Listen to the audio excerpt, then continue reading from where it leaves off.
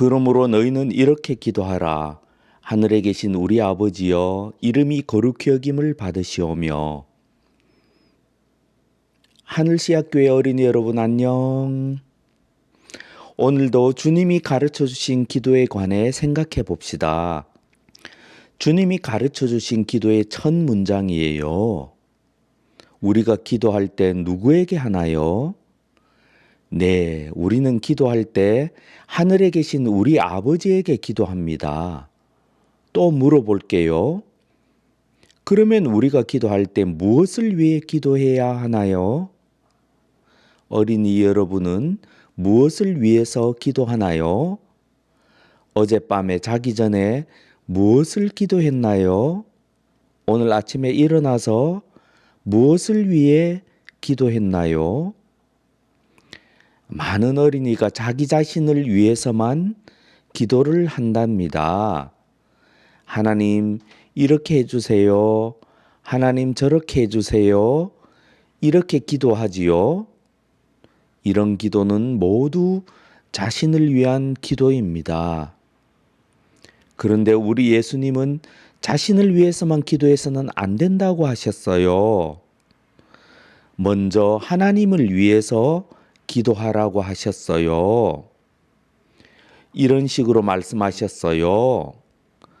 너희가 하나님의 자녀냐? 그렇다면 너희를 위해서만 기도하지 말고 하나님을 위해서 먼저 기도하기를 바란다. 이것이 주기도문의 중요한 교훈이랍니다. 주님이 가르쳐 주신 기도 전체를 한번 생각해 봅시다. 다 외울 수 있지요? 먼저 무엇을 위해 기도하나요? 하나님의 이름이죠. 그 다음 무엇을 위해 기도하나요? 하나님의 나라. 그 다음은요, 하나님의 뜻. 이런 식으로 하나님을 위해 먼저 기도하고 난 다음에 무엇을 기도하나요? 네, 그 다음에 우리를 위해서 기도하는 거예요. 일용할 양식을 위해서 기도하고, 우리 죄를 용서해 주시기를 위해서 기도하고, 시험에 들지 않고 악에서 구해달라고 기도하는 거예요. 먼저 무엇을 위해서요?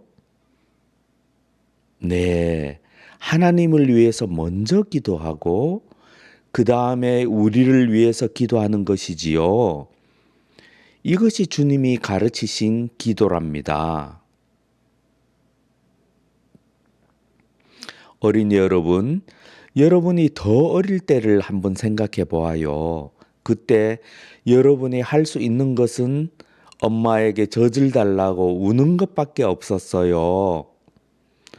누워서 기저귀에 똥을 싸고 오줌을 싸고 뭔가 불편하면 어떻게 했나요?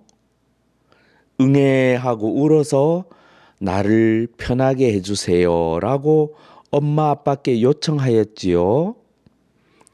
말하자면 이런 거예요. 여러분이 어리고 철이 없을 때 엄마 아빠께 할 수 있었던 요청은 모두 여러분 자신만을 위한 것이었어요. 그럴 수밖에 없었던 이유는 너무 어렸기 때문이에요.